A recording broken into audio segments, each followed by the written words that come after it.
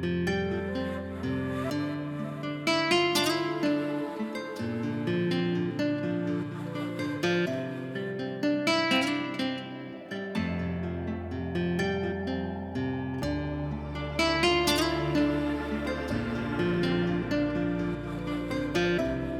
friends, it's been an incredible, really incredible and productive day.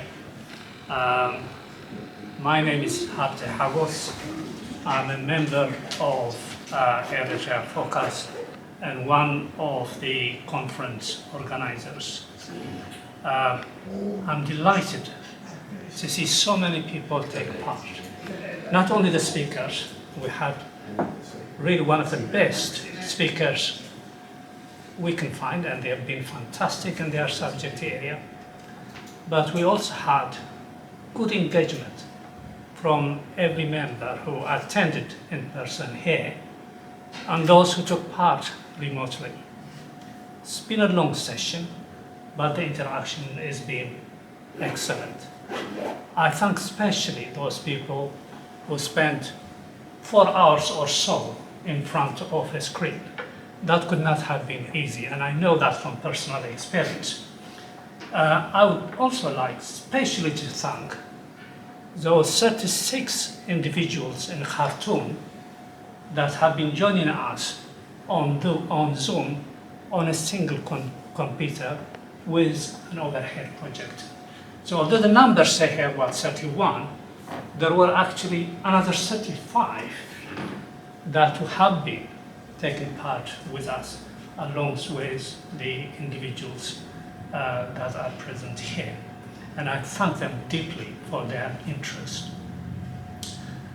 I think it is fair to say, although I'm not an economist, I'm a bean counter by profession, what we have heard today was incredibly stimulating, interesting, and worth all the effort. I know our economist experts have spent a great deal of time over the last 3 years looking into every aspect of Eritrean economy and scientifically analyze what the future of the Eritrean economy should be based on its current status. They have documented in some details not only the current state of the Eritrean economy, but what it would be and what it must be post the downfall of the regime. It's a fairly chunky document covering some 160 pages, and you can only imagine the amount of time and effort that's gone through it. And I probably have read it half a dozen times, and every time I see something I've never heard, never knew before. And to those experts, to those economists who are present here, economists who are joining us remotely. Okay. I thank them from the bottom of my heart. Now, as the name suggests, the strand has 2 components. This strand we have been discussing today, the Eritrean economy and the prospect of recovery. If you look at the first one, the Eritrean economy, i.e. the current status, our country is of course endowed with huge natural resources, from gold to oil, to mention but a few. It's located in one of the most strategic parts of the world, with some 1,500 kilometers of the Red Sea coast. But above all, our people are resourceful, hardworking, and crucially committed to their homeland, no matter how far and how long they are away from their home country. We should be proud of them. We are nationalists. We believe in our country, despite the dark hours we're going through. Not surprisingly, our natural resources, our economy, and our people have been squandered by Isaias and his handful of economically illiterate cliques for the last 30 years. To my mind, Eritrea is ruled by people who frankly cannot see beyond their noses. Take, for example, the interview President Isaias gave on TV on 17th of February 2021. I had the misfortune to translate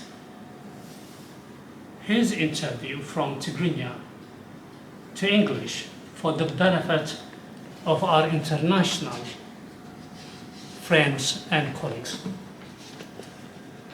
The three-part interview lasted 2 hours, 22 minutes, and 49 seconds in total. The president was asked just 8 questions in that time. Hence why I say it was more of a speech rather than an interview. It took me approximately 3 days to translate it to English. By the end of it, I was not sure whether to laugh or cry. I was confused. Here we have an almost 80-year-old man speaking as an 80-year-old child. He was incoherent and all over the places. But I will focus here on the comments and remarks he made pertaining to the Eritrean economy, which is summed up in a word as zero. As far as Isaias is concerned, our economy is zero, and obviously he deliberately made sure that our economy is zero. On COVID, he said our current health service capability to deal with COVID is zero. Zero must be his favorite word. Then adds to say COVID has had a negative impact on our economy is an exaggeration, because we had no economy. Of course, it was zero. In the first place, our economic capability currently is zero, but we have big ideas and policies for sustainable solutions. He does not say what those solutions are, but goes on to say there is no economic or trade problem in this country, but the way we think has been the root cause of our difficulties. Nobody can say, he says, our economy is an economy. What economy? He asks. It is a hand, and he answers it, of course, himself. It's a hand-to-mouth economy. This is why I say, he goes further, there has been no business in Eritrea that has been interrupted or closed down because of COVID. Which ones? None, because they did not exist in the first place. If you're confused, I am terribly confused. This man clearly doesn't know what he's saying. On the current state of infrastructure and factories, he says, after independence, we had the Hagos power plant that generated 120 mg. But it went down and down, so it now generates zero. It's a long story, But for years, and as long as 8 years, it was not maintained at all. And it eventually collapsed. Of course it collapses. If you don't maintain it, obviously it collapses. A baby knows that. But he speaks as if this is something with a scientific underpinning, which it isn't. Then he goes on to add, in concluding his economic remarks, by attacking our own people, and asks, what will people do if they start moving from villages to towns and cities? And he goes on to answer it himself, working checklista, as if it's a joke. Checklista. And for those who don't know what that means, it's a bicycle repair shop. And then adds, or open, as if it's a joke, a grocery shop that will have no customers, obviously. People have no money because of him, and they cannot afford grocery. And he speaks openly as if it's just a joke. And for him, it probably is a joke. What I found incredible was that Isaias makes these remarks without a blink, and he doesn't blink. Yeah? As if he was not the root cause of our problems, the root cause of the suffering of our people, the root cause of the people who are perishing in Tigray and various places in East Africa and other parts of the world. Isaias is and has been our problem for 30 years. The destruction of our economy happened in his watch. We were a leading power in Africa. Eritrea was. And Isaias destroyed it. Friends, what we have to appreciate based on the current state of Eritrean economy is that when change comes, and it must and it will come, the coffers will be empty. In Isaiah's own words, the economy will be zero. We have to start building our country from the scratch. He will have destroyed our infrastructure, he will have looted our money, and we will be left with nothing. This is a challenge our country will face post Isaias Afwerki's rule. Moving on to the second part of the strand, which, as I said, is prospects of recovery. That is really where we come in, both as members of the diaspora, but more crucially, actually, as people are in our country. We can only build our country and rehabilitate our economy by working together. We have experts here in us. We must have one of the most skillful economists in the world. We've seen it today. We have professor after professor, economist after economist. And these are our wells, these are our people, these are people who can build and transform our economy. Yeah. But sadly, Isaias doesn't want them.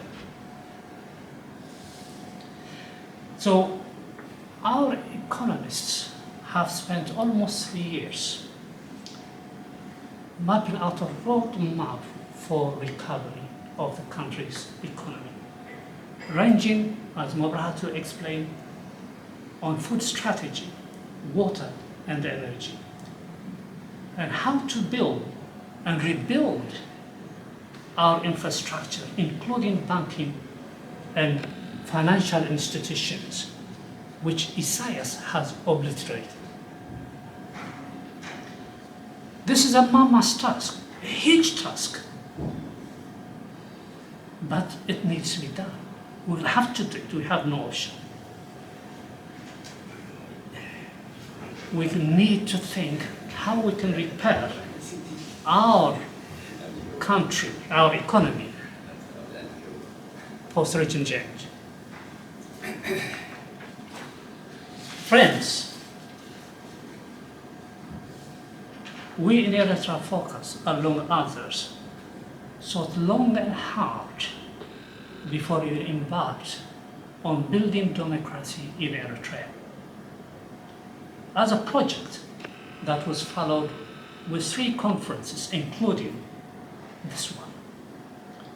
We were under no illusion that transition from dictatorship to democracy will not be easy, and that it will require 3 interlinked components. And this is where I perhaps digress from speaking as a member of Eritrea Focus, as a chair of Eritrea Focus, but as an Eritrean, as an individual.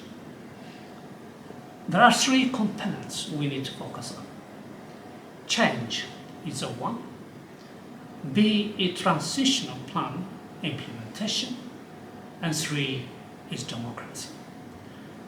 I think the first one is the most important. So I'll start by looking at the first one. In fact, I will probably only look at the first one given the time constraints. As discussed by Miron and Ali yesterday, change is the key. We need to have a change in our country. We cannot carry on the way we are. We need a new government. We need a new structure. Yeah? And the only way we can do that is by joining hands with those people on the ground. We need to work with our people at home. Yeah? It's not enough for our political parties, and there are so many of them. We probably have the most political parties per head in the world, opposition parties. And they're shuffling now to the extent that instead of calling themselves as a separate political party, they are forming clubs of political parties. So an aggregation of a number of opposition parties, not as a unified organization, but as essentially clubs of whatever they want to call. It is shameful, I find, and the international community does, that we have letters going out from our opposition groups with logos of half a dozen organizations rather than one. I think we need to think very hard. Is this the right way to actually deal with our problems? Our people are dying. Our people are suffering. We need to think strategically. We need change. And to those who predict, and there's so many who predict, that life after Isaias is going to be doom and gloom. It won't be. And they cite examples, for example, countries that fail, or they have become failed states. They tell us, oh, look at Somalia, what happened. Look at Iran. Look what's happened to Libya. Eritrea will be like that. I say no. Eritrea will not be like that. Instead, Eritrea will be looking like the other many countries that have transitioned from dictatorship to rule of law. Look at Kenya. They booted out the British, and they have a functioning democracy. Look at South Africa. They dismantled apartheid, but they have and remain a democratic country. Look at India, the biggest democratic country in the world.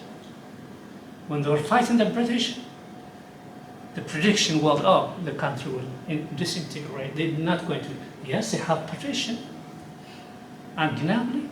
But if you look at the last 70 years, India has actually functioned as a democratic country. More recently, if we look at the Arab Spring, Tunisia, they went through change. They checked out their leader, and they have a stable government. I see no reason at all that Eritrea can't prosper, can't be a democratic country post-regime change. It will be. I think it is no point for us to be defeatist and that we can't have a country without Isaias. Surely we can. Our heroes liberated our country, not Isaias. You know? Those that have died liberated our country. They gave us our country. We need to save our country. Friends, I want to conclude by saying freedom is not free. We know this from our bitter history. Every single household in our country has lost at least one loved one so that our people can be free from Amhara oppression. Look at what's happening in Iran. Look at what's happening in Iran. 400 people so far dead, fighting for freedom and justice. We need and must fight individually or what we can collectively for the rights of our people, to restore their dignity and justice. We are in a better position to do that than our people who are being oppressed day in and day out at home. We must ensure those who have committed these horrific crimes on our people over the last 30 years are held accountable and brought to justice. And I beg you, friends, let's look forward. We spend a lot of time talking about PLF, Isaias, and that. We forget our people want leadership. Our people want to look ahead. Our people want to save their country from extinction, which Isaias is really working hard to do. And that is what we need to focus on. I will stop there, friends. My apologies for the long talk, but thank you for the opportunity.